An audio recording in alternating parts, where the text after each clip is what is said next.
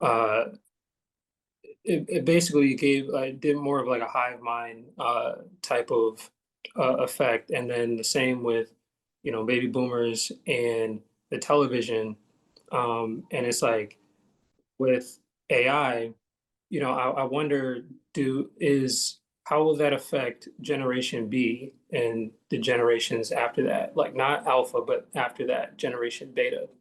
And I wonder how is it how they will come into age with only knowing a world where AI is prevalent, whereas like Gen Z, they came up in the social media age and social media era, so they don't know a world prior to social media.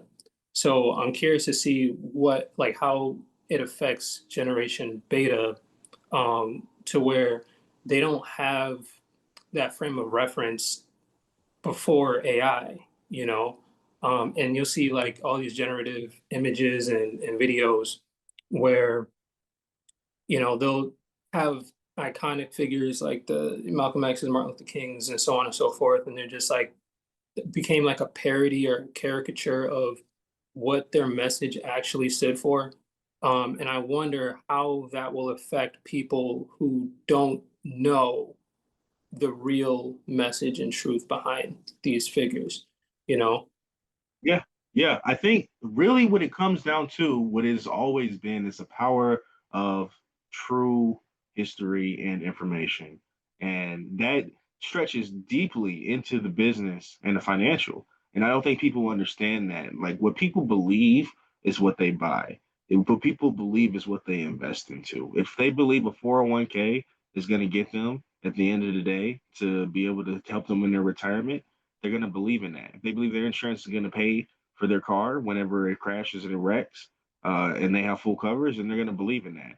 Whether or not it's actually going to take care of those situations, whether or not it will be a good outcome in the end. That's what the common belief for that person. They believe that's their right, due to whatever they paid for their month, and that is something that we have to really combat against in terms of letting a certain narrative being brought into play. You see AI has been abused by some of the people who make AI programming right now. And this is why I'm glad we can do this conference, because I extremely stress to the people who are in this conference who are visiting that you need to get into AI technologies and business for your children. You need to do this for your sakes, because if you're not the ones writing the programs in the next 10 to 15 years, who knows what the narrative is going to be? Already, if you were to ask AI, what is Black culture? I'd be very impressed to see, that we all get the same answer, or even a general good answer. If you were to ask AI, what is Anglo-Saxon culture? It'll give it a definite answer. It'll give you a Webster answer. And I think that we need to make sure that we're not being undefined as things are happening, and or defined by people who don't know who we are. And if Yeah.